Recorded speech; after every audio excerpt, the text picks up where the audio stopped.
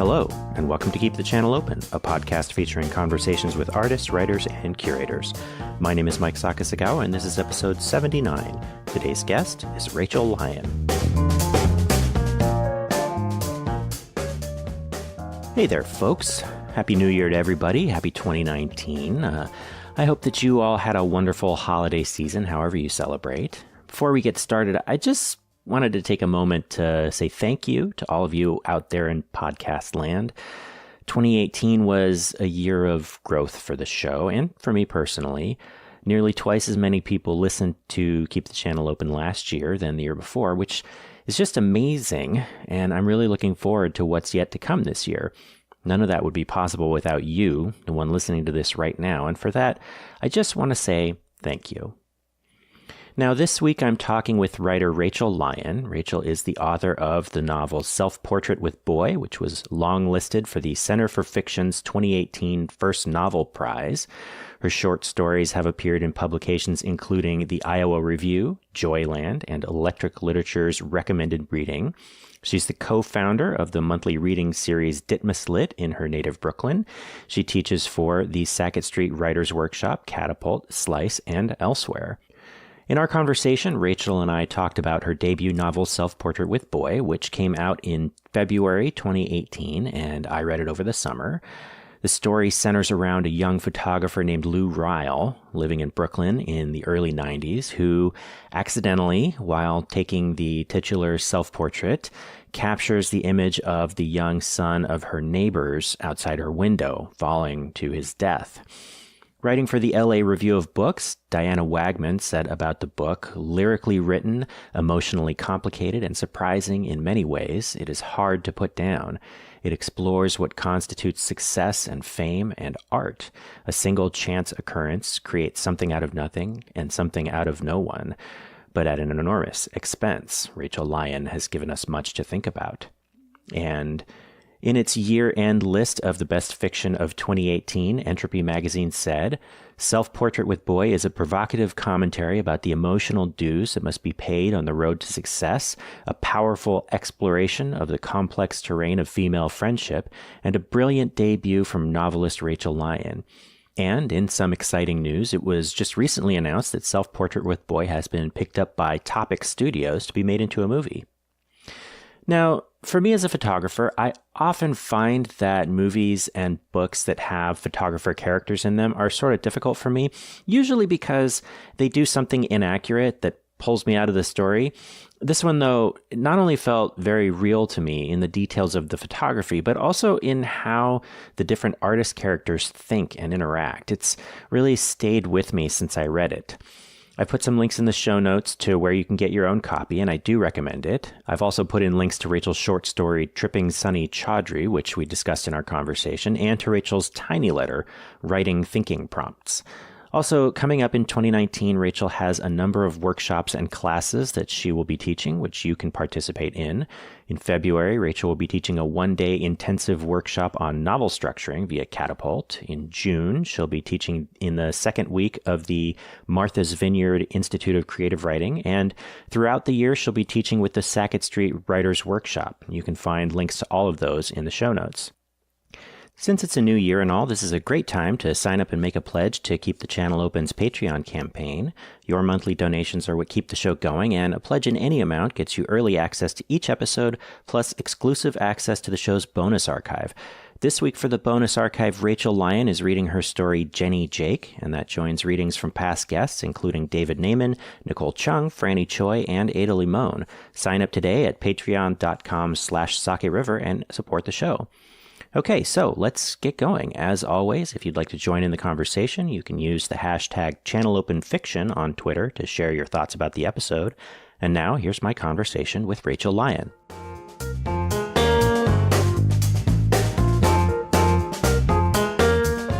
So your book came out in February. I read it over the summer. I read it in August, and it's really stuck with me. It's something that I've been thinking about a lot in the past several months. But before we talk about that, one of the things I often like to do when I'm talking with people for the show is to think about where the first time I encountered their work was. the first thing of yours that I ever read was this story, Tripping Sunny Chowdhury, which was in the 2017 short story advent calendar, which I really, really enjoyed. That story was what made me look you up on Twitter, and then that was how I discovered your book. So I was wondering if we could talk a little bit about that book and maybe a little bit about, I had some thoughts about how it's sort of similar to some of the things about Self-Portrait with Boy. The story? Yeah, a little bit. Huh.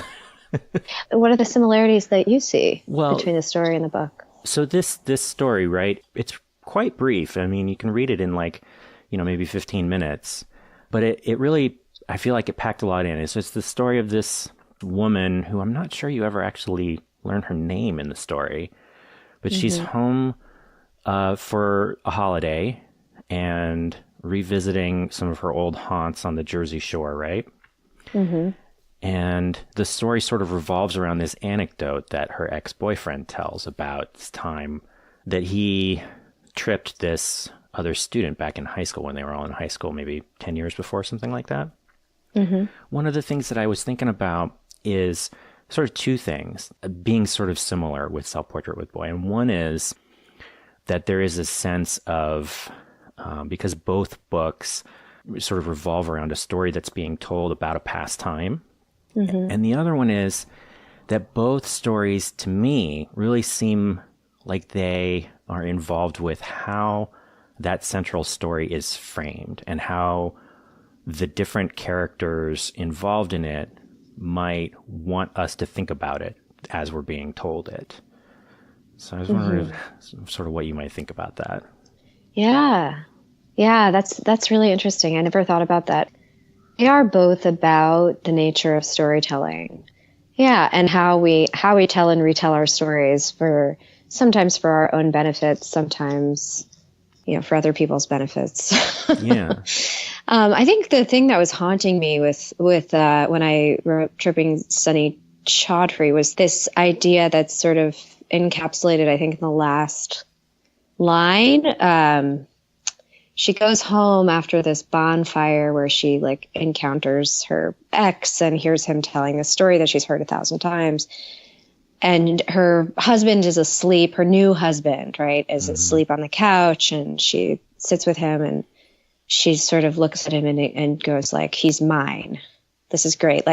She turns off whatever was elicited in her by the story that her ex told, which is a lot. Like you point out, the substance of the story is really her wrestling with that anecdote and what it means, and what it means about the way that her ex sees himself, and what it means about the way that other people see him, and whether they could have made it or whether she still loves him. And all of these things are brought up by this anecdote. But at the end of the day, she comes home to this other man and just says to herself, well, he's mine, and that's all it is. It's that simple. She doesn't have to wrestle with anything with this guy. He's asleep. He's unresponsive. He's not performing. He's the opposite of performing. He's totally unconscious. And I think that was what I was interested in getting at, I think, is that a sense of ownership over another person can kind of short circuit all of the issues that you might have in a relationship, That's interesting. I mean, one of the things that, to me, the ending of that story, there's something about the way that she, both in the beginning and at the end of the story, describes her new husband. So here's this woman, and, over the course of this story, we get a lot about the colors of her internal life. But the way that she talks about her husband, I mean, obviously there must be something that she likes about him, that she sees in him that is makes her want to be with him. But the details that she gives us about him are sort of very mundane, that he almost seems kind of boring in a kind of endearing kind of way, I guess. And that juxtaposition between her sort of boring new husband and then the sort of tumultuous relationship that she had with her ex and all the emotions that she had with him. To me, that was one of the things that I found really fascinating about that story. Yeah. I think she's chosen peace over chaos, And that, right, her current relationship is totally underdeveloped in the story. It's not really about that. It's more about her, and I guess the way that she's sort of walked away from all of these questions. And she has the freedom to do that, you know? It's not really her story at the end of the day. It's her ex's story. Yeah, that's true. The background of that story is that it's more autobiographical than like most of the short stories I've written, because the anecdote comes from, I mean, it's slightly altered, but it comes from an ex-boyfriend of mine. And I was, I was thinking about it because I saw him tell it really publicly, and sort of, it just brought up all of these questions for, you know, and I think it was the act of walking away from those questions that really felt like freeing, you know. And the other thing about that story was I hadn't realized this, but once I wrote it, you know, months later, so it was published in Bodega magazine, and then months later I was working on like a news story, and I ended this news story with that same phrase. It was not exactly the same, but it was like very similar, like this idea of like, you're mine, or she's mine, or he's mine, or whatever it was. This like feeling of ownership. And I submitted this news story, and then the short story Advent Calendar, you know, accepted Tripping Sunny Chaudhry for republication. And I was like, I had to go back to the more recent story and change the ending because I hadn't remembered that I ended a whole other story that way. So like there's like something like preoccupying me, I think, about this like idea of like ownership and freedom, and, you know, there's something there for sure. Yeah. Well, I mean, you know, thinking about Self-Portrait with Boy, it kind of feels like that story also, like, you know, the idea of ownership and of sort of being haunted by something in your past, something, it feels resonant in both stories. Does that feel right to you? Yeah, absolutely. Lou, I mean, the whole question of who does this image belong to with Lou Ryle and her photograph of the boy who's died, like that's kind of the essence of the novel. Yeah, for sure. So in this story, you know, the sort of central conflict of the novel is that we have this character, this photographer, whose name is Lou Ryle, and she's sort of a struggling young artist in 90s New York in Dumbo.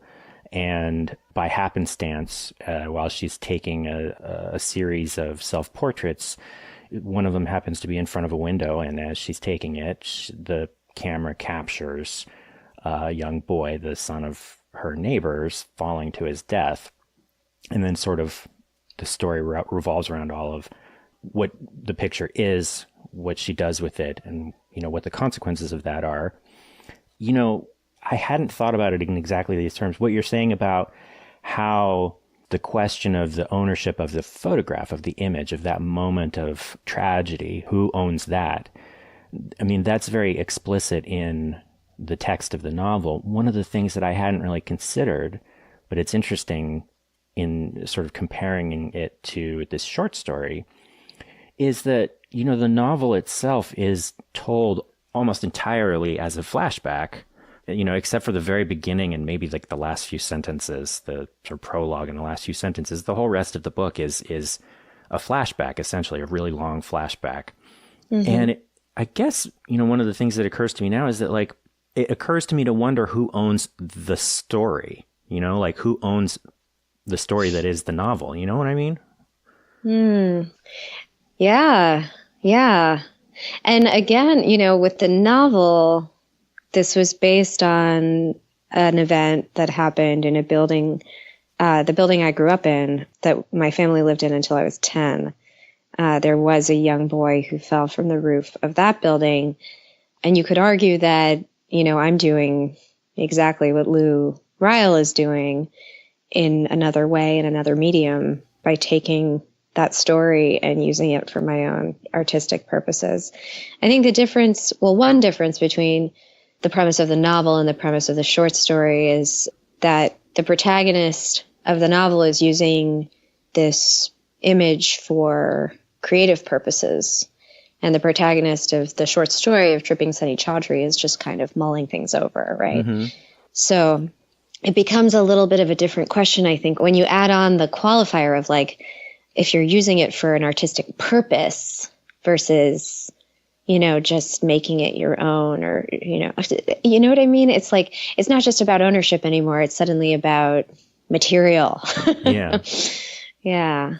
Yeah. I guess sort of what I meant about it was like, one of the things that really, for me, and I'm sure this was the purpose of it, that really colored the whole book for me is, so like the very last paragraph of the first chapter is this sort of this exhortation from Lou, who is, she's the narrator of the story. She's saying, this is the thing that you have to understand. She's telling you how she wants you, the reader, to interpret this story, right? To sort of frame this whole thing. Mm-hmm. And because the story is told in this very close first person perspective, it's very much told from her point of view, right? And mm-hmm. I think as a reader, that tends to bias you towards sort of accepting her version of the events. But then, when you take a step back from it, there are all these other characters that are involved in this story. The other people that live in the building, eventually the woman that Lou ends up falling in love with, the boy's parents, obviously. And it strikes me to wonder, like, if they were going to be telling this story, how would they want to frame it? So right. Who has the right to tell you this is how you're supposed to think of the story? Right. Yeah. Nobody, right? Like it's totally subjective. Like your experience of the story is yours and mine is mine and Lou's is Lou's. And I've tried to, a little bit, I tried in the narrative to give you little hints and windows into other people's versions of events. Like Lou goes to a party and someone calls her a cunt. And she runs into a neighbor on the street and the neighbor says, I really hope that you're doing right by those kids that you've been teaching because they loved their old teacher who died and you better be doing a good job. Mm-hmm. And that guy, the guy who died, I have a whole idea of what happened to him, mm-hmm. but that's not part of her story. She's very self-absorbed and she's very single-minded and he hasn't occurred to her and he won't occur to her again for the rest mm-hmm. of the book. So I think in some ways the whole novel is kind of an experiment in point of view, mm-hmm. And you have to be so single-minded. In some ways it's also, an exploration of the creative process itself and how incredibly absorbing it is, I've heard, a number of other interviews you've done talking about this book and read a number of interviews as well. And that single-mindedness and maybe analysis of artistic ambition is something that mm-hmm. a lot of people have asked you about. Mm-hmm. And it is something that I find kind of interesting. One of the things that I find sort of the most interesting is there was this thing that you said, and I feel like, I'm subscribed to your tiny letter as well, the writing thinking prompts. Oh, and that's nice. You may have mentioned it there as well. I know that it wasn't just in these interviews that I had first sort of come across you saying this thing, but where you said nobody's going to care about your work the way that you do.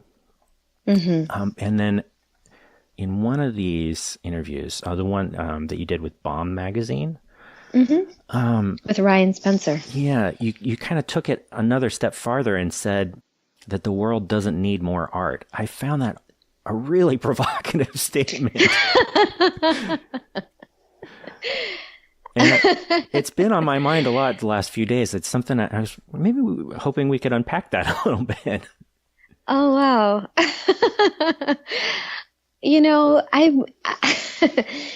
I don't totally believe in objective truth or objective reality at all. Mm-hmm. So let's take that as just a qualifier. Okay. Where, things like that are true in some ways and untrue in others. And, I can make a big statement like that. And you're right. Like it's meant to be provocative in certain ways, but it's also, I think in some ways it's true. It's true in that like we have so much art around us, so much. There are a bazillion books and paintings and TV shows and films and plays. And, even if all we had left was Shakespeare, we would still have enough to think about, right? I guess that's part of what I meant, is that you can always go deeper without going broader when it comes to just the bulk of art in the world. But, it's totally untrue in that I do think that most people, not everyone, but like most people do have a creative instinct and like do want to create work. And I think by saying like, we have enough art already, I think what I was really trying to say, if I remember right, which I probably don't, is that we shouldn't be making our work for the world. Like the world doesn't really need it. No, other people don't really need it. And worrying about what other people are going to think is the best way to kill your creative, I guess, your imagination. Yeah. Right. I just, I have all these students who are, and some of them are really great. And some of them they're coming to my class to do they're doing a hobby, and that's great and fine. And some of them are just like, they think of creative writing the same way they might think of like taking a pottery class or something. And that's fine. We do it for all different reasons, but I think our reasons have to be our own first. We can't be doing it because we think we have the next great American novel to offer. It's interesting, one of the things I often think about, for myself, I'm, mainly a photographer, and I also am a writer.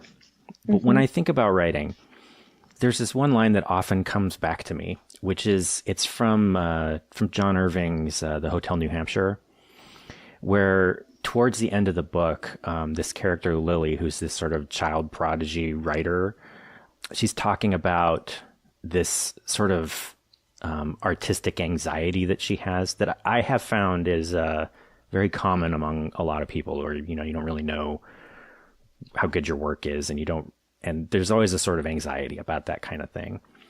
And she's talking about, I'm gonna mess this up, but she says something like, you have to believe that your book can be as great as the end of The Great Gatsby, and that she's holding the last few lines of Gatsby up as just like the perfect way to end a book. And she says, you have to believe that your ending can be as good as the ending of Gatsby. Otherwise, there's no point. And that it's okay if you fail, if you try and you fail, that's fine. But if you don't start off believing that you can get there, that it's that like, what is even the point of trying? That's something that I've always sort of found really fascinating. And when I tell that line to different people, like different people have like wildly different reactions to that. Some people are like, well, that's just ridiculous. And some people are like, oh yeah, I really, yeah. Well, what does it mean to you? Well, I sort of bringing this back to the reason this was sort of came to mind, right? Is like, thinking about what you were just saying just now about, not worrying about what other people think, and does the world need more art? I think in the context of that interview, and in, when you've talked to, because this is something you've said in more than one place, that nobody is going to care about your work the way that you do, or nobody is going to care about your work except for you. And so that you have to believe in your own work. And I think that looking at it from the standpoint of the artist, right, that you have to believe in your own work, and you have to care about your work and be, the champion of your work. I definitely feel that.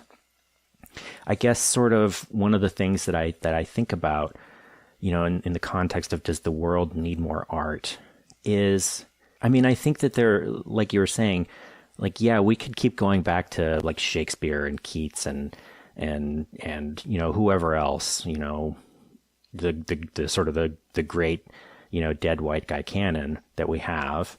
And or another canon. We could, it doesn't have to be them. Right. Yeah. We could keep going back we could to go them. back to everything that's already been made. Right. Forever. Yeah. And on some level, like needing to believe that your work will be put into that same pantheon can be a real hindrance to making anything at all. Yes.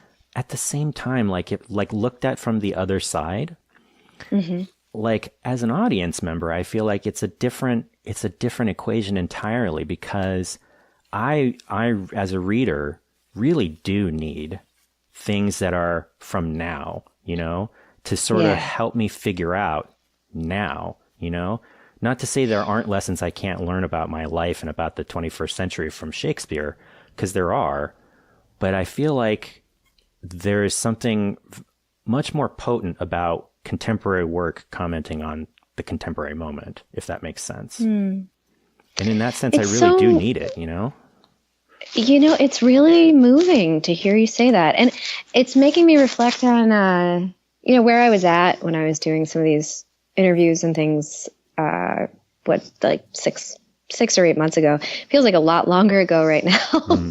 But in order to make that book, Self-Portrait with Boy, I had to tear my ego down to the very nub. I literally would wake up every morning before I was working as a copywriter at a marketing agency.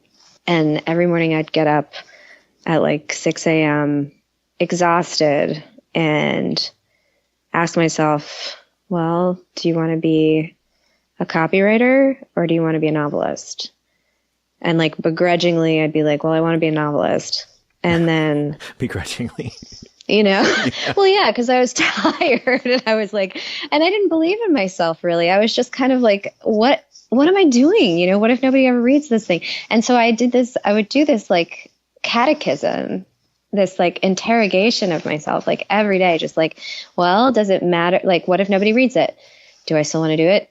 I guess so, like just to get my ass in the chair, and I had to believe that it was okay if no one read it. I had to believe that it was okay if it sucked. I really had to believe that it was okay if, it was still worth my time, even if nobody gave a shit. And that required like a lot of work, mental and emotional work to get there. Now that it's out there in the world, I'm really glad that I did that for myself, first of all, because everything that came out of that publication, the interviews and the, good reviews and, this movie deal and like all of the good stuff that has happened from Self-Portrait with Boy has been a total surprise because my standards were so low.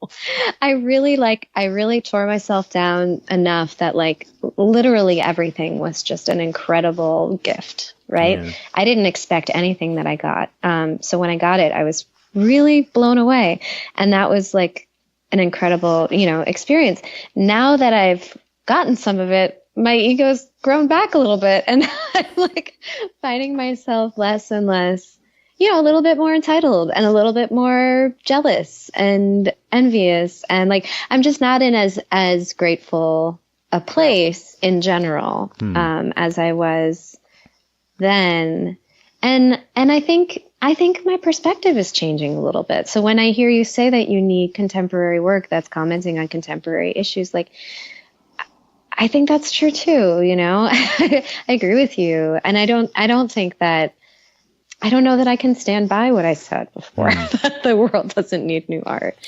I think maybe you're right. Well, and, it's interesting hearing you talk about it. For me, one of the things about the art making process is, at the end of the day, I do always, whether it's photography or writing or even this podcast, for example, like I think we all go through that sort of crisis and often it's the crisis with every new work that we make where we say, well, what if nobody shows up? And, or if people showed up for the last one, then it's like, well, what if nobody shows up this time? Yeah. And I do think that there's something very valuable about the idea of not needing external validation in order to feel satisfied with your life and what you've done with it. At the same time, one of the things, this is a struggle for me definitely, is that when I think about the art making process, my impulse is often to think of it in very similar terms to the way that, like you've described in previous interviews, that it is an essentially selfish thing, right? I'm doing it for myself, for my own reasons, to sort of gratify myself and express the things that I want to express. But what I often find, especially when I'm not so much with my own work, but when I'm thinking about other people's work, is that, when I can find a work of art in any medium that I connect with, it ultimately makes me feel less alone in the world. And to me, that is a real act of generosity and service that artist has done for me, So I kind of really think that it's both. Yeah, absolutely. That's the great paradox, right? Is that, yes, okay, this is a selfish act in some ways, in the kind of, remember that Claire Dederer essay that came out this year about the selfishness of the woman artist, just in the sort of logistical act of writing, of cutting yourself off from the world and, cutting your experience off, and sort of living in your head. There's something kind of, if not selfish, at least like self-absorbed about that. But also the act of writing and a lot of good art making involves an act of radical empathy and putting yourself in the position of other human beings, whether they're real or not real, and attempting to access an experience that's different from your own. I mean, that is radically generous. It's true. Mm. So another things about this book, just sort of switch gears a little bit, that I found really interesting, that hasn't been, I feel like hasn't been discussed quite as much in, previous conversations, is that I feel like there's a lot in this book about class. And I wondered if we could kind of go there a little bit. Yeah, I'm so glad you brought that up. For me, that's a really, really essential part of this story. As you know, there's this film deal that has gone through, and we're working on a film adaptation of the book. And that's something that I've been talking a lot with the production team about, is just how incredibly important Lou's socioeconomic status is to her experience. It's just essential to her character, her experience, and to the story. Yeah. Mm-hmm. One of the things that I think is interesting, there's a lot of things around this aspect that I think is really interesting. And certainly something that you've talked about previously is the sort of neighborhood aspect and the sort of historical, the gentrification of Dumbo and how that affects the characters. And that is certainly something that I found interesting. To me, one of the things that I found even more interesting was not just in how Lou's class affected her situation, but like how she thinks about class herself, because it is something that, she really explicitly does think about, and that we get through her narration, like how she views herself in relation to other people and their financial situations. Mm-hmm. That was something that I really found interesting about that character. Yeah. Well, I come from a family where both of my parents were sort of straight middle class, if not lower middle class, growing up, and they're both in the arts. And there's so much money in the arts, particularly visual art is just like so dependent on the kindness of wealthy people. And I think that's, really hard to be around when you're from a world where like, it's just totally irrelevant to your lived experience, Mm-hmm.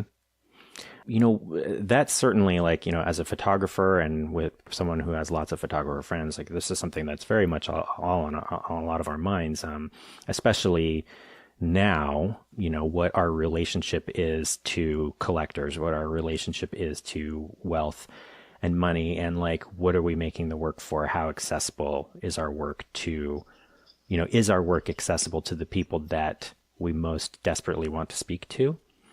Mm-hmm. But and one of the things that really rang true to me about Lou is how she seems to view wealth both with scorn and with aspiration. That is something that really, really felt right to me, especially thinking about other artists that I know, and including myself to some degree. Hopefully I'm a little bit more self-aware than some people might be, but where I feel like there is this thing where at several points in the book where she might be talking about somebody else, like maybe some of the other people that live in the building with her that she essentially says are slumming it there, right? That they don't have to be there, that they could afford to be somewhere else. They come from money or whatever. And there's this real sort of distaste that she has for that, as though, like, that is like a real sort of upper class pretentiousness kind of thing that wouldn't fly in the kind of world that she's used to. Or when she's thinking about, the school that she teaches at, it's later in the book, that the way that she views that school and the students and the other people that work there, there is sort of like this sense that she feels that her experience is somehow more authentic than theirs, or that more or better or something like that, right? Like these people are kind of ridiculous in some way. But at the same time, I feel like there is this element where she really desperately also wants to be one of these people. Does this like sound right to you, or am I reaching here? No, I don't think you're reaching. I think I was trying to illustrate, the economics at work in this world. And I don't know that Lou would ever think of herself as being capable of achieving wealth. I think what she's after is something more like fame.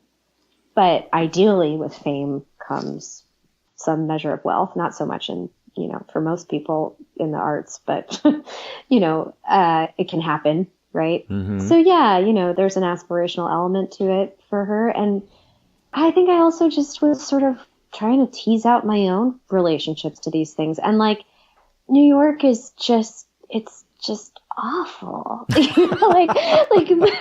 I love it. I'm a born and bred New Yorker. I love New York, but it is awful economically. It's like completely unbearable sometimes to look around at the people and I taught at that school, the school that's fictionalized in the story. And I also was a student there from kindergarten to 12th grade. So I grew up around these very privileged people, and it really skewed my relationship to money.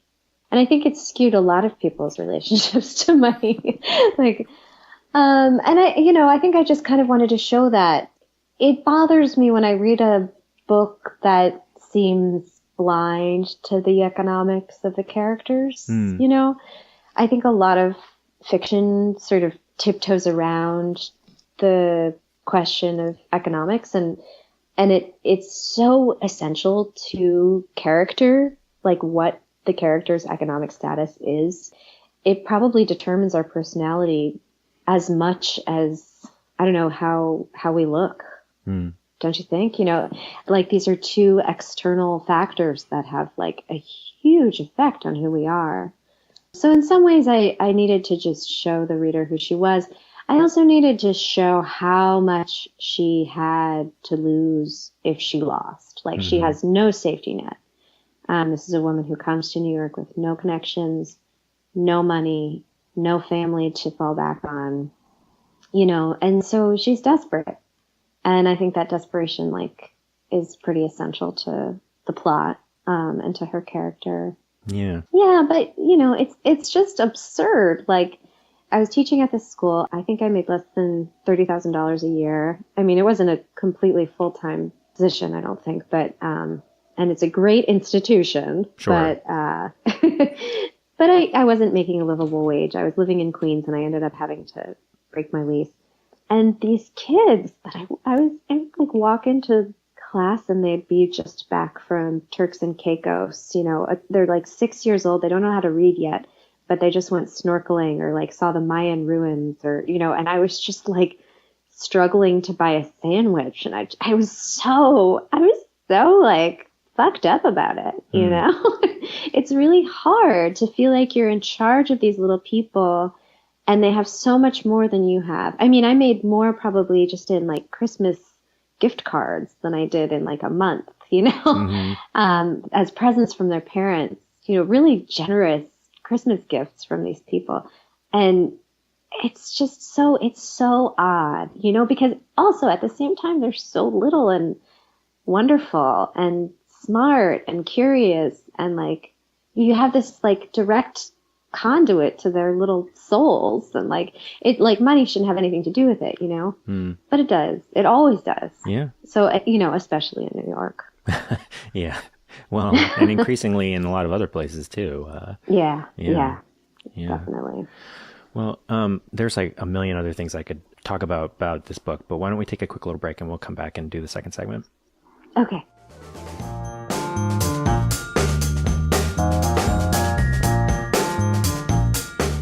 Okay, so for the second segment, I always invite the guest to bring a topic of their own, which can be whatever you'd like to talk about, whatever's on your mind. So what would you like to talk about today?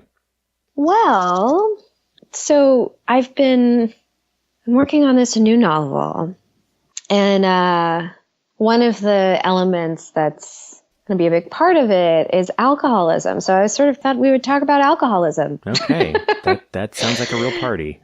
Yeah. So where would you like to start off? Well, I don't know. I mean, I'm always curious what other people's experiences are. Or, you know, a little background. So I gave up drinking like almost 12 months ago, and it's been a real interesting journey. And I think my experience has been that I've realized how deeply alcohol really was affecting my character, the choices I was making creatively and otherwise. And, you know, I don't know, it was really insidious. You know, it really seeped into every little nook and cranny of my personality. So getting to the point where I've extracted it from my life has been really just a fascinating process. And I think even before I gave up drinking, I knew that I wanted to write about alcoholism and a relationship that is deeply affected by it. My agent called it my Me Too novel, but it's not just, it's not just that. It is that, you know, it's about a young woman and a relationship she has with an older male employer. But I think I'm curious about the extent to which alcohol is, you know, part of these stories, I guess. Yeah. You know, it's interesting. This is something I've had some conversations with people, not so much on the show, but, you know, just in my personal life with people recently. There's this essay that I read, and I want to say it was like a year ago. And unfortunately, I cannot remember who wrote it, but I will find a link and put it in the show notes afterwards. That was it was titled something like, you know, The Reasons Women Drink or something like that. And it went into all of these different things about, you know, like how alcohol really, really is like such a huge part of how American women's culture is sort of formulated around alcohol. Like possibly for a long time, but at least especially right now, you know, like whether it's boozy brunches or, you know, mommy juice in the afternoon or, you know, even kids' birthday parties with drinks or just, you know, that like at every possible opportunity. I think one of the anecdotes that the author related was that she posted something to Facebook where something had gone wrong, like she had dropped something and broken it or something.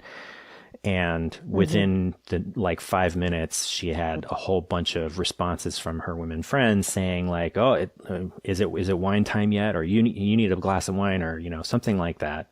And how, like, I guess the whole thesis of her essay, if you could boil it down, was just that like the world is really, really awful, and people, but especially women, are increasingly turning to alcohol to like just as a coping mechanism, and how that's really not like, and even as a way of like not being angry all the time, but maybe we should be more angry. I think this was Christy Coulter. Yes. Does that sound familiar? I think that's right. Yeah.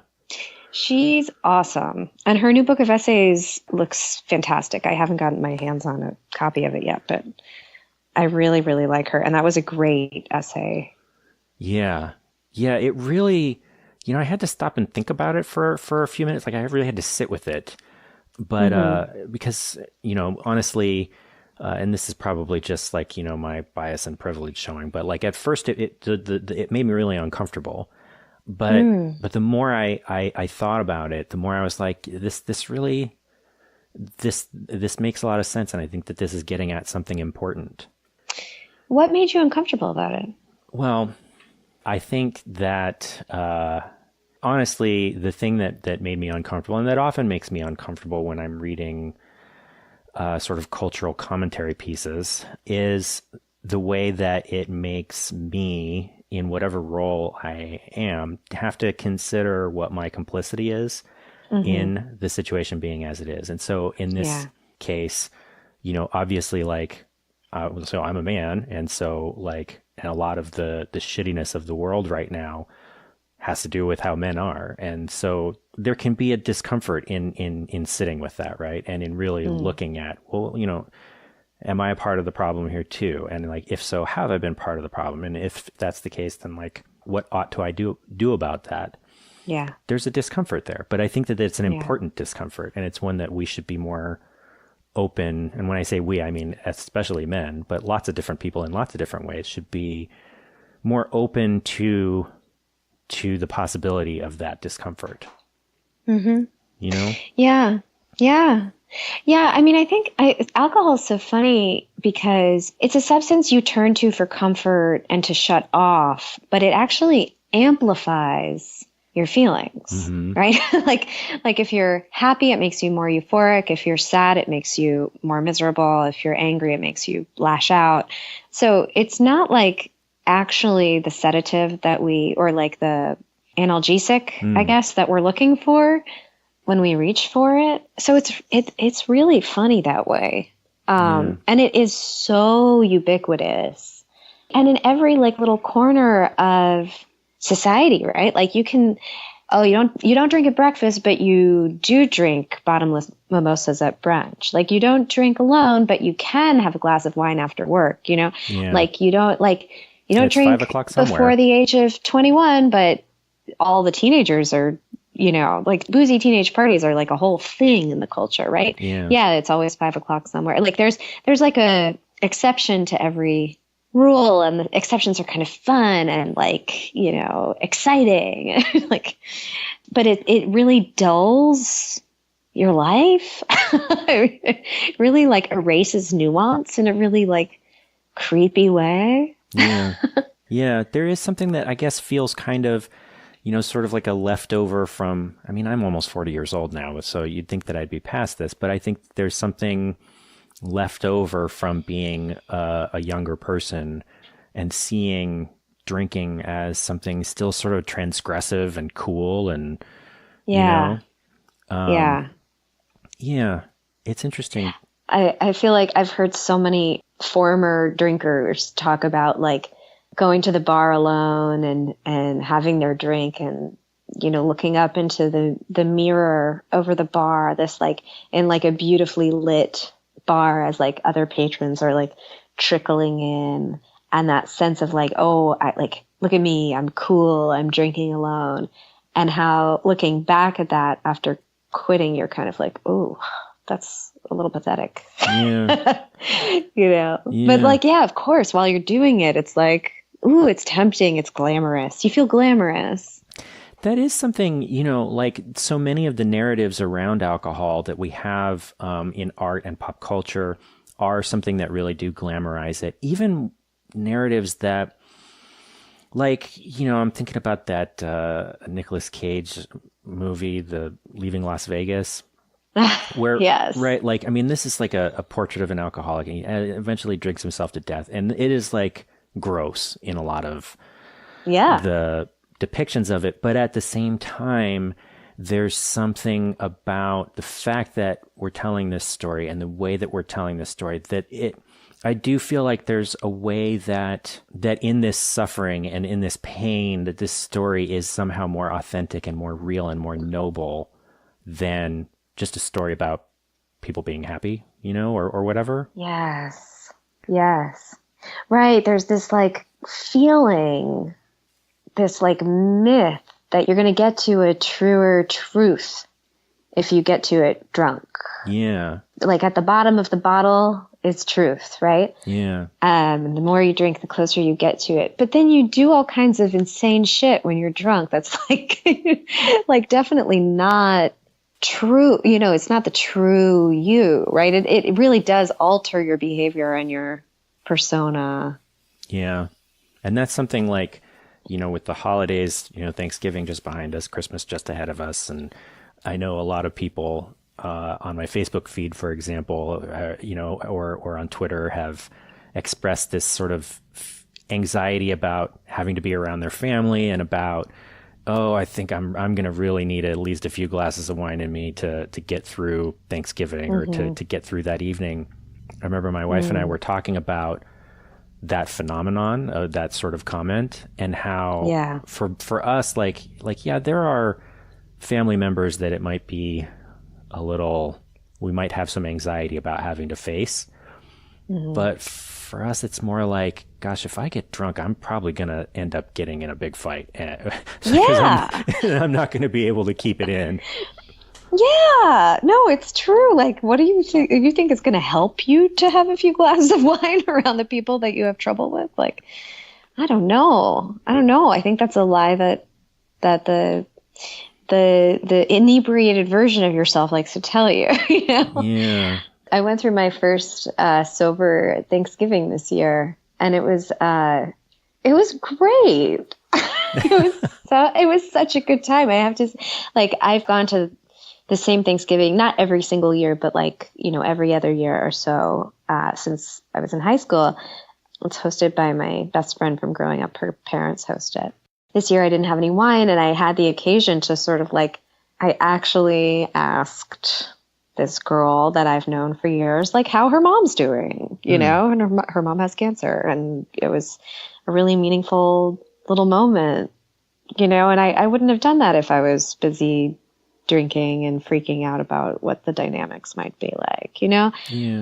I realized that I had never really stopped to figure out how everyone was related to each other. It's like so basic, but like, I don't know. I was more present, and the other thing was, people bother you and you get wrapped up in how they affect you. But if you're sober, you have the opportunity to figure them out, which is so much more interesting, right? Like, who cares if they bother you or not? Like, maybe if you put your own experience aside for a second and, like, I don't know, observe them and ask them some questions, like, your experience becomes so much more interesting. Yeah. Yeah. I mean, there is that thing, right? Like, if everybody's the main character of their own story, everybody's acting out of some need or fear or anxiety or something. Maybe finding ways to access that in other people, have a moment of empathy, and not to say necessarily that you'd condone what they're doing, but at least it can help it not bother you so much. Yeah.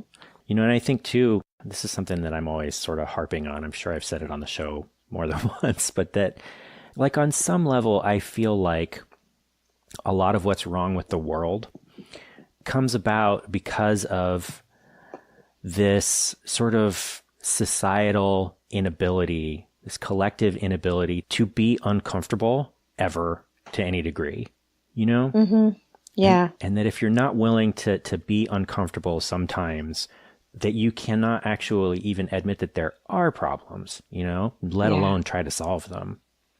Yeah. I mean, I think in some ways that comes from like a increasing lack of rules. Like we don't have like a strict system of etiquette the way most cultures did like 200 years ago, right? The rituals of our society have gotten really diffuse. Mm-hmm. And I think that leaves a lot more room for uncertainty in the ways that we don't know how we're expected to behave anymore. Yeah. There are like infinite choices for how to behave. And so a lot falls back on like, well, I don't know, how do you want to behave? You're your own person, you know. You get to choose, and it has everything to do all of a sudden with your identity and your selfness, you know, and it's like nobody has enough self to fill that void of like of missing societal rules, you know. Mm-hmm. We can't always be reinventing the wheel over and over again. So I guess drinking gives us an opportunity to like, I don't know, turn off a little bit, right? Although, I mean, arguably drinking itself is sort of a cultural ritual as well. Mm-hmm. I don't know. I think, you know, it's interesting, the thing that you were saying, like, for me, I like that word that you used, ritual. Like, I think that maybe in some cases, or maybe in a lot of cases, that etiquette might be something that tended to sort of paper over the real sort of savageness of life and sort of incivility that actually Mm-hmm. sort of characterized life before the modern era. But I think that when you talk about ritual, you know, there's this sort of jadedness that certainly, you know, I'm a child of the 90s, and performative jadedness was like our stock and trade. Oh yeah. But you know, that this sort of shedding of rituals, of trying to sort of see them as hollow and not valuable and get rid of them. I think that there is a way that has sort of left a certain void and a certain, you know, sense of purpose and belonging that shared cultural touchstones and rituals can provide. Yeah. I mean, I think, I think you're onto something there. Yeah. Well, we're not, we don't really have a shared God anymore. And we don't really celebrate each other more than a couple times in a lifetime.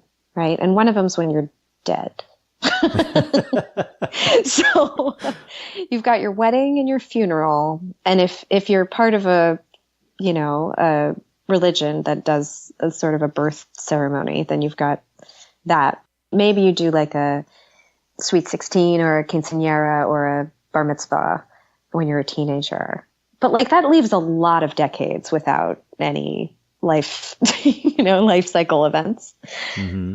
And then there's the yearly events. We've got our like Christmas, which is essentially secular, and Thanksgiving, which is so problematic, and 4th of July. You know, it really is sort of country to country. And here in the United States, like we're like lucky to have free enough speech that we can interrogate all of these traditions, mm-hmm. which is great, but leaves us with like a lot of freedom, which is scary and anxiety making. And like, right, like if drinking is, you're right, it's like it's its own ritual, or maybe it's not just one ritual, it's kind of ritualized, right? But mm-hmm. it sort of makes sense that it would start to replace in like a world where like we have less and less and less ritual, that we would start using this like ritual substance to try to replace these things. Yeah. I mean, I do think that sort of the upside of the current moment that we're in is that we have the opportunity now to see the ways that, our older, more traditional cultural forms really didn't apply to everybody, right? And that didn't include everybody. And so that's the real upside of it, is that, mm-hmm. We can find ways now to make the we in all of this really mean we. But, that's hard. It's hard to sort of figure out what the new normal looks like. Yeah, and I'm not sure it's totally possible to have a completely inclusive society. I mean, certainly there's no evidence of it. We haven't succeeded yet. I hope so. I hope eventually we get there, but it doesn't. I think a lot of societies are sort of predicated on leaving people out, which sounds like I don't know, that's dark and jaded in some ways, but I do think we also are in a really exciting period of understanding, and like, mm-hmm. like there are more women and people of color in Congress than ever before. That's super exciting. Like we have more and more global community. We're speaking more of the same language, and we've got bazillion friends all over the world. It's, it's not, we're not prepared for this, Yeah. I have hope, though. I have hope for the future. Yeah. What do you hope? Well, I guess what I hope is that out of all of this sort of tumult and, different sort of unhealthy coping mechanisms that we might be interrogating now and things like that, that we're sort of collectively able to get to a more mature and empathetic and compassionate place, and I guess it's hard to see what that would look like, but I feel like at least people are having the conversations now, Yeah. So it does leave me hopeful. Yeah. Yeah. I heard a really great interview this week on the New York Times Book Review podcast. I'm going to forget the name of the guy who wrote this book, but the book was called, I think, The Politics of Petulance. And he's very critical of the Trump administration and where we're at right now. And at the same time, very hopeful that it's possible we'll look back from some future vantage point at this time and say, well, that was a great example of the worst that can happen. And now things are better. Yeah. It was really great to hear that from someone who actually knows what he's talking about. Yeah. I think we're all looking for something, but there's a lot of opportunities for people to figure out how to make that kind of thing happen. So we're getting pretty close to time, but there is one question that I like to end with, and that is if there is a piece of art or literature or creativity of some sort that you've experienced recently that meant something to you. Well, actually, since we've been talking about, ritual and etiquette and the difference between now and a couple hundred years ago and all that, I recently saw the film The Favorite. I've heard a lot of people saying great things about that movie. It blew my mind. It was so good. I really was just stunned.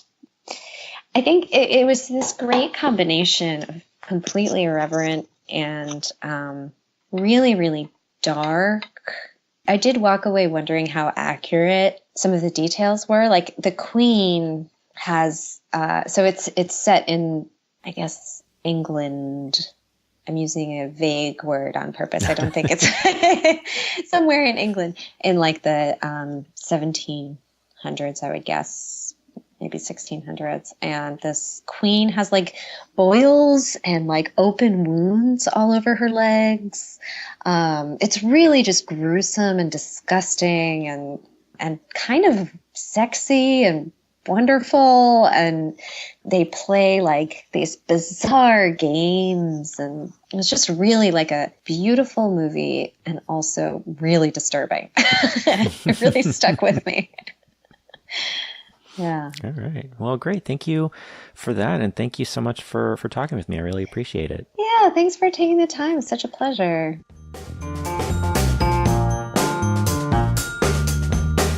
All right, so as I mentioned at the top of the show, Rachel is teaching workshops with Catapult, the Martha's Vineyard Institute of Creative Writing, and the Sackett Street Writers Workshops. You can find links to all of those, as well as purchase links for Self-Portrait with Boy in the show notes. Do be sure to check those out. And that is our show. If you'd like to get in touch, you can follow the show on Twitter and Instagram at ChannelOpenPod, on Facebook at facebook.com/keepthechannelopen, or you can send an email to podcast@keepthechanneleopen.com. If you'd like to support the show, a monthly pledge in any amount to our Patreon campaign is greatly appreciated. It also gets you access to our subscriber-only bonus content.